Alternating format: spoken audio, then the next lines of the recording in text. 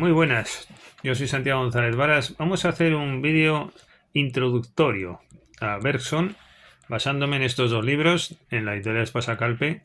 No son dos volúmenes de la misma obra, son dos libros distintos. El primero es El pensamiento y lo moviente, como digo, de Henry Bergson, o Bergson. Y el segundo, La evolución creadora. Me voy a fijar sobre todo en este. Bueno, voy a estar un tiempo prudencial hasta donde llegue. Con los libros de filosofía no es como con los libros de literatura sobre los que hacemos vídeo, que, bueno, lees el libro, lees la novela o el libro de poesía y ahí termina. Aquí más bien cuando termina es cuando has acabado el libro, es cuando empieza más bien, ¿no? Porque realmente estos no son libros tanto de lectura sino de estudio, ¿no? De indagación, y la verdad es que profundizar en el pensamiento de Bergson pues a través de una simple lectura de uno de sus libros o de dos no es suficiente, ¿no? Y siempre parece que el cuerpo te pide más, pero bueno, hay que poner un límite porque si no al final lo único que haces en la vida es leer libros y hay que hacer otras cosas también, ¿no? Hay que hacer deporte, hay que salir a la calle. Entonces, bueno, yo voy a exponer un poco, como digo, aspectos introductorios de Henry Bergson o Bergson, premio Nobel de 1927, un autor de un éxito increíble. Se dice siempre de él, ¿no? Que donde iba a dar conferencias, pues había cientos de personas guardando cola para entrar. Bueno, una persona de mucho éxito, combina lo literario con lo filosófico, es una persona que se le entiende cuando escribe, al parecer también cuando hablaba. Después en otro vídeo haremos, en este vamos a hacer sobre dos libros de él, sobre todo en este, hasta donde llegue, La evolución creadora, exponiendo como siempre primero unas ideas que voy a contar ahora y después vamos a verlo reflejado en los textos, sobre la base de algunos subrayados que voy a leer. Y después haré un segundo vídeo, creo, de libros de autores sobre Bergson. No de Bergson, sino sobre Bergson, de García Morente y de Deleuze. Dos grandes, por lo menos Deleuze un gran seguidor y García Morente un gran instructor o una persona que explica perfectamente bien a Bergson, igual que lo hizo con la escolástica o con Kant, etcétera. Bueno, pues vamos por partes. ¿Qué diríamos a título introductorio de Bergson? Bueno, pues se fija mucho en la idea de la evolución. Lo que pasa es que huye del mecanicismo y del finalismo. Esto no es una cuestión mecánica impulsada por la fuerza, sino que también hay un proceso creativo, vital. También otra idea es que se entremezcla mucho la idea del tiempo, una presión del pasado hacia el presente, y después está lo del elan vital o impulso vital, que es lo que empuja a los seres a evolucionar de una forma continuada, progresiva, imprevisible y constante. Esto es lo que separa a Bergson de ese evolucionismo mecanicista, con una visión parcial de las cosas. Bergson en el fondo lo que hace es, yo creo, decir que la filosofía se ha fijado mucho en la naturaleza, en la realidad, la inteligencia en la materia, pero ha descuidado lo más importante, que es la vida. Y es verdad, si leemos La crítica a la razón pura, etcétera, un libro, por cierto, en el que se fija mucho nuestro autor de hoy, pues vemos que sí, mucho la realidad, la naturaleza, etcétera, pero Bergson aporta también el tema de la vida, de la espiritualidad, el proceso creativo, cómo se genera a través de una energía, la poca diferenciación entre plantas y animales. En definitiva, los animales lo que van a hacer es alimentarse de las plantas, que son las que reciben la acción solar y reciben ese impulso energético igual que los hombres, y es lo que realiza acciones, que es lo importante realmente, el impulso vital que mueve al desarrollo y a la evolución. Bueno, pues yo creo que estas serían las ideas introductorias con brevedad. Y vamos ahora a verlo un poquito reflejado en el libro, leyendo algún texto, así en la página 87 de La evolución creadora, editorial Espasa Calpe, estas magníficas ediciones, ¿no?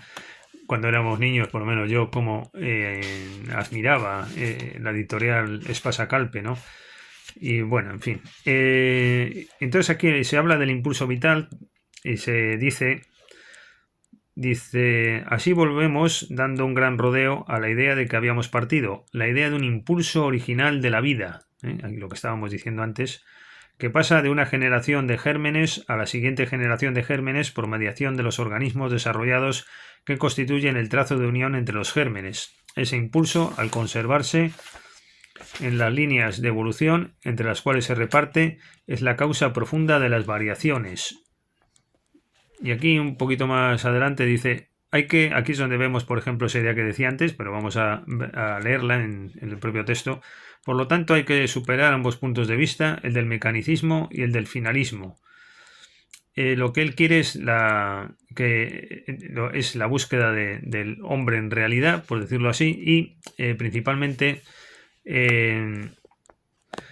lo que nos viene a decir es que el hombre está muy preocupado por la satisfacción de sus necesidades y no tiene tiempo, por decirlo así, o le falta a veces el sentido filosófico, ese sería el sentido de la filosofía, de parar un momento y ver el mundo de manera distinta a esa satisfacción de necesidades que es la que le hace al final al hombre ver el mundo de una determinada manera que no se corresponde realmente con cómo es la vida en realidad. Profundizamos un poquito más en la página 223 de este libro, La evolución creadora. Se comenta el tema nuevamente del impulso de vida y dice: el impulso de vida de que hablamos consiste en una exigencia de creación, en suma.